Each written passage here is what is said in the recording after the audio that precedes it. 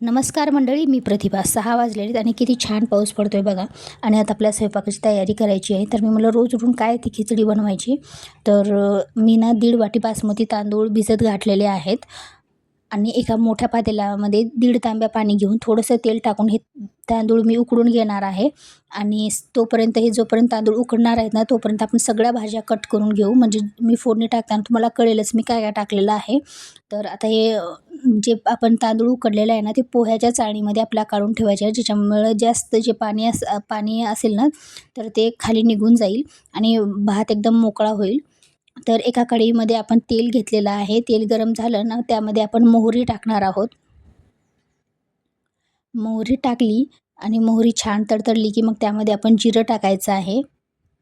आणि खडे मसाल्यामध्ये मी तेजपत्ता, दालचिनी आणि स्टार फूल घेतलेलं आहे.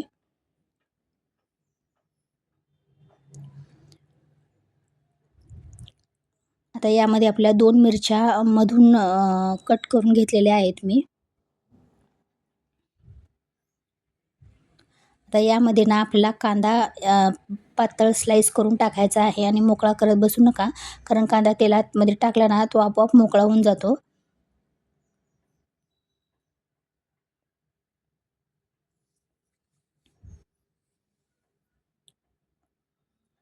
आता यामध्ये आपल्याला अद्रक लसणाची पेस्ट टाकायची आहे.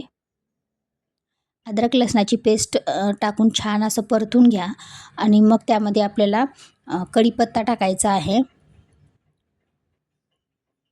मग त्यामध्ये आपण भाज्या टाकूयात. माझ्याकडे जास्त भाज्या नव्हत्या, त्यामुळे मी टोमॅटो किंवा बटाटा आणि गाजर ह्या भाज्या घेतलेल्या आहेत. शिमला मिरची होती माझ्याकडे, तर मी ती पण घेतलेली आहे. तुमच्याकडे जर ब्रोकोली, बीन्स किंवा फुलगोबी, फ्रोझन मटार वगैरे असतील तुमच्याकडे, तर तुम्ही ते पण टाकू शकता. हे बघा, गाजर आपल्याला छान बारीक चिरून घ्यायचं आहे. गाजराला छान परतलं, की मग त्यामध्ये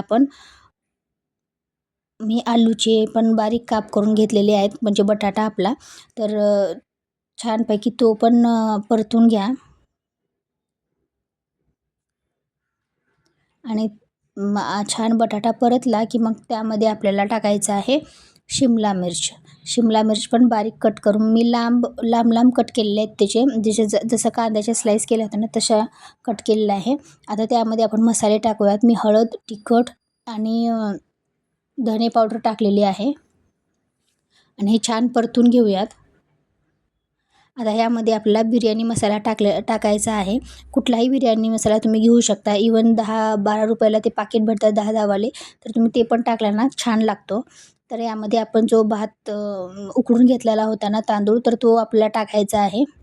मग छान असं मिक्स करून घेऊयात. मग जेवढा भात आहे मी तेवढा टाकून छान असं मिक्स करणार आहे. आणि त्या तुम्ही वरतून पण थोडा मीठ आणि जर तुम्हाला मसाला टाकायचा असेल, तर तुम्ही थोडासा मसाला आणखी बिर्याणी मसाला एखादा चमचा टाकू शकता.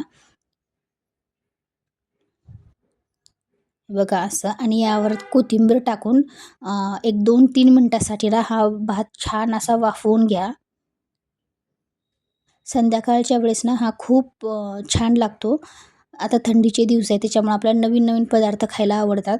तर खिचडीच्या व्यतिरिक्त ना हा ऑप्शन खूप छान आहे आणि टेस्टी पण आहे. तुम्ही बघू शकता किती छान हा भात झालेला आहे. तर त्याच्यासोबत तुम्ही कोशिंबीर, पापड, काकडी वगैरे घेऊ शकता.